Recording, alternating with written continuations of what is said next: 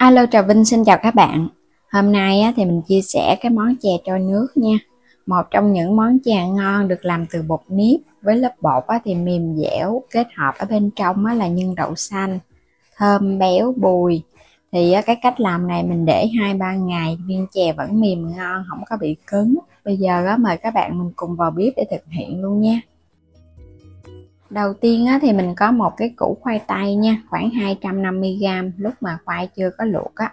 Sau đó thì mình nấu cho nó chín, hoặc là các bạn hấp cũng được. Theo mình thì nấu đi, tại vì một chút mình dùng luôn cái phần nước này sẽ tán ra cho nó nhỏ. Khoai tây sẽ giúp cho bột của mình nó dẻo mềm. Ngoài ra thì các bạn cũng có thể dùng khoai lang, nhưng mà mình chọn cái loại khoai lang màu trắng á. Mình dùng ở đây là một gói bột nếp nha. Bột nếp thì dùng hiệu nào cũng được. Gói này là 500g. Thì mình dùng cái loại này thì mình thấy cái bột nó dẻo mềm. Rồi mình thêm vào đây muỗng cà phê muối.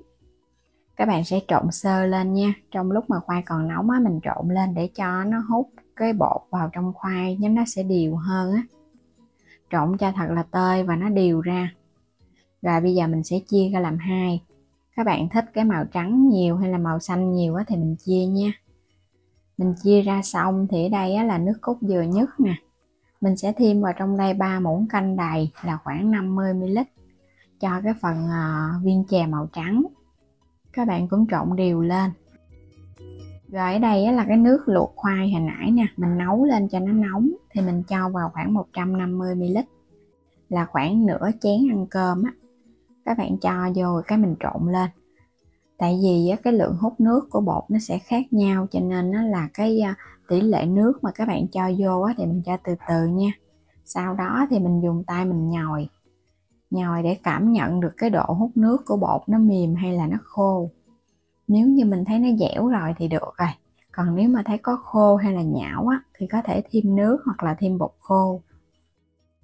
Bên đây là 200ml nước lá dứa nè, mình xay ra từ 10 cái cọng lá dứa tươi.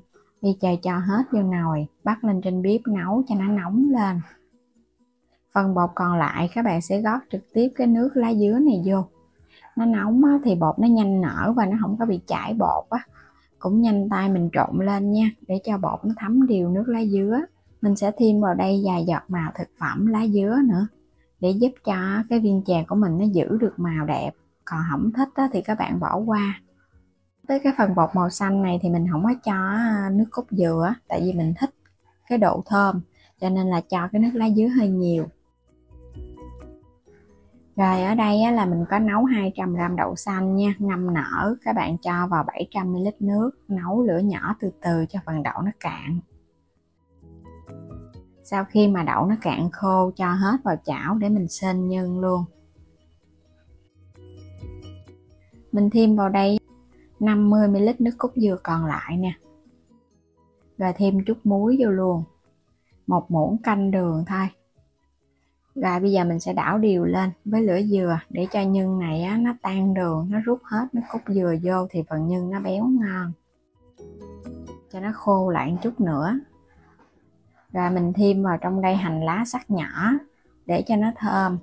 Cái bước này các bạn có thể bỏ qua nếu như không thích ăn hành ha. Rồi mình cũng đảo đều cho nhân nó khô lại chút xíu nữa, rồi cái mình tắt bếp được rồi, không cần phải khô quá. Cho nhân nó nguội bớt, bây giờ mình sẽ vo viên. Mỗi một viên là 1 muỗng cà phê nhân là nó vừa.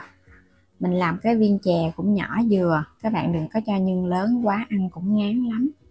Mình vo rồi cái mình để qua bên lần lượt cho đến hết. Sau đó thì mình hãy đi vo bánh. Quay trở lại phần bột, các bạn nhồi sơ lại một cái viên bột nó sẽ gấp đôi cái viên nhân. Túm cho nó đều lại, cho nó áp sát vào phần nhân thì phần bột và nhân nó sẽ đều. Mình vo tròn lại, nhớ phủ vào trong tay chút xíu dầu ăn để chống dính. Còn viên ỉ thì các bạn vo tròn thôi. Thích có thêm đậu phộng thì mình cho thêm đậu phộng vào giữa, cái vo tròn lại cái viên ỉ bột không. Màu lá dứa cũng vậy luôn. Cái lớp lá dứa thì mình cho chút xíu dầu ăn vô, tại vì ở trong cái lớp lá dứa này không có nước cốt dừa đó, nó không có cái độ bóng. Mình thêm chút dầu ăn mình vo cho nó bóng lại. Làm lần lượt cho đến hết bột luôn nha.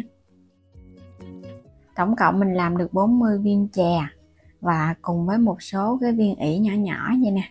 Ỉ thì các bạn làm cái phần bột còn dư mình cứ làm ỉ hết luôn. Rồi bây giờ bắt nước sôi lên. Các bạn cho vào trong nước sôi chút xíu dầu ăn ha. Mình luộc để cho cái viên chè của mình nó bóng và cũng như là nó không có bị dính vào nhau đó.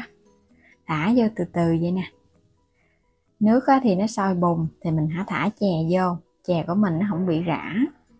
Và mình đảo nhẹ như này để cho cái phần chè của mình nó tròn nha. Cái nước nó sẽ làm cho viên chè của mình nó tròn hơn nữa đó. Và vẫn để ở đây mình luộc cho cái viên chè của mình nó chín. Luộc đến khi nào mình thấy nó nổi lên á là mình vớt lên để qua một bên, ngâm thêm chút xíu nước cho nó đừng có bị dính nha.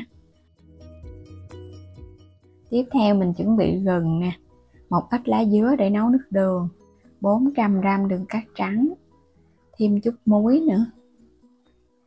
Các bạn sẽ cho vào đây là 800ml nước, mình sẽ nấu cái phần nước đường này cùng với 400g đường, tỷ lệ là 1 đường 2 nước, thêm muối vô.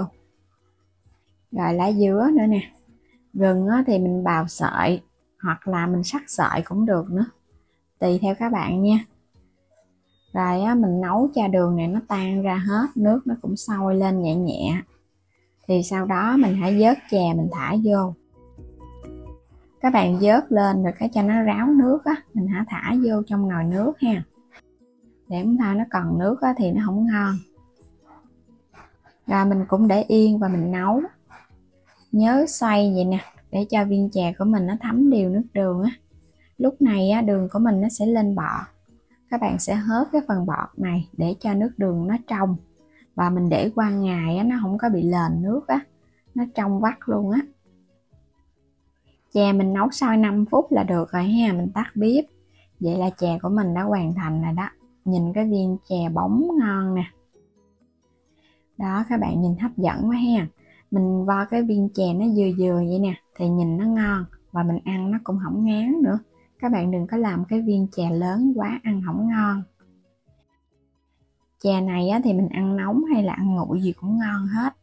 Một món chè dân dã từ bột nếp, làm đơn giản nhanh gọn, có chút xíu thôi với nửa ký bột mà mình làm ra được tới 40 viên chè cùng với một số viên ỉ.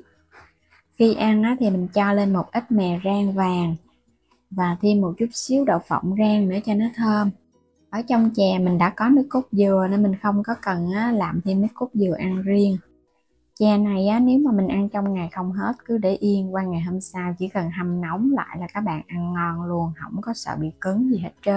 Bây giờ thì mình chúc các bạn ngon miệng với món chè đơn giản này nha. Đừng quên đăng ký kênh Alo Trà Vinh và Alo Trà Vinh 2 ủng hộ mình. Xin chào tạm biệt, hẹn gặp lại các bạn ở những video tiếp theo.